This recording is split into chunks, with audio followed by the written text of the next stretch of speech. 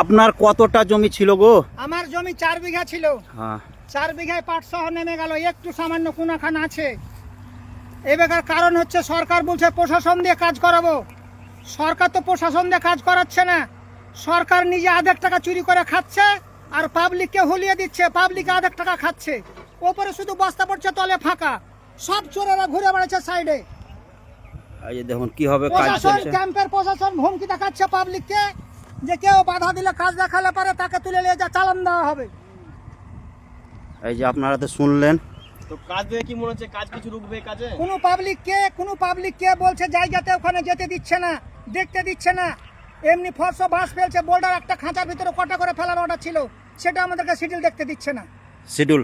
Schedule যদি আমাদেরকে দেখতে না দেয় তাহলে আমরা কি করে কাজ রুখবার, কি করে কাজ করব? আর আপনার এখানে কতটা জমি ছিল? এখানে আমার 4 বিঘা জমি ছিল।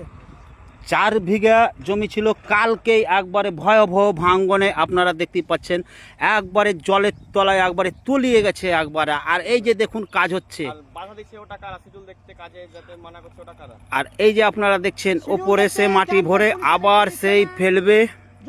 এই মাটির বস্তা কিন্তু থাকছে না।